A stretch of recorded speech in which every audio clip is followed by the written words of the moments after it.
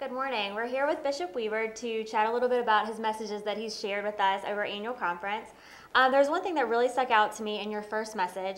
I love when you said, we don't take Jesus to others, we must go out and meet Jesus in others. Can you really sort of tell us what you want us to take away from that and what that means to you?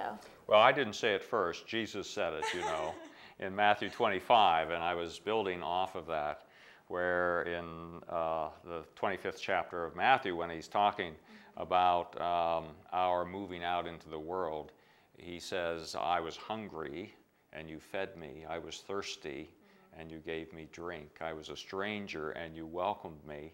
I was sick and you came and visited me. I was a prisoner. Jesus is in the other person. Jesus has gone to that other person long before we ever get there. Jesus is leading us in ministry and mission to others.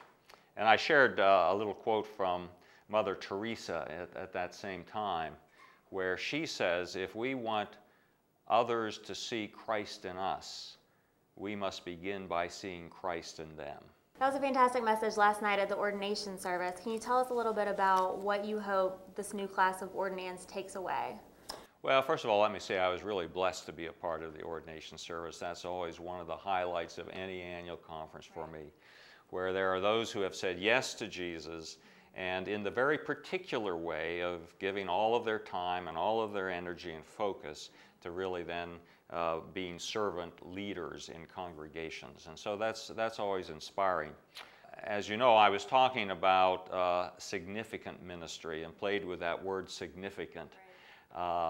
Sign is S-I-G-N, the first part of it, and build off of that text where Paul says to the Corinthians, you are to show who God is.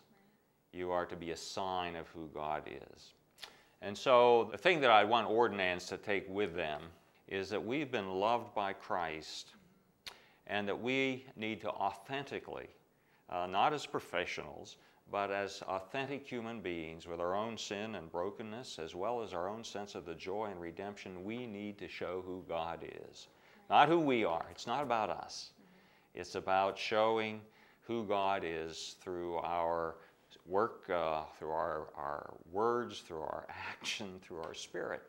And at least I've found that when you stay focused on Christ and simply trying to show in your own living who Christ is, there are others who will be drawn through you to Christ, which is the ultimate goal. In your work throughout the Connection, how have you seen various churches, various congregations doing this well?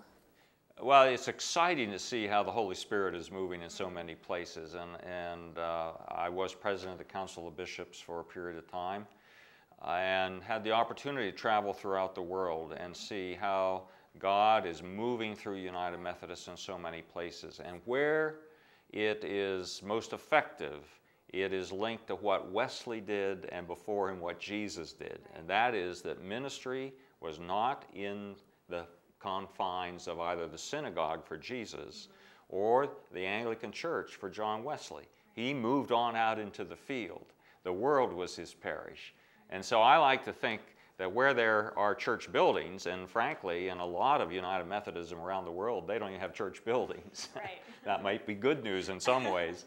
But where it is most effective, why they use whatever facility, it may be a home, it may be a church building, as the launching pad for ministry and mission out into the community, to go where Jesus has gone. I love the Gospel of John, first chapter, 14th verse, where in Eugene Peterson's translation it says, God became flesh and blood and moved into the neighborhood.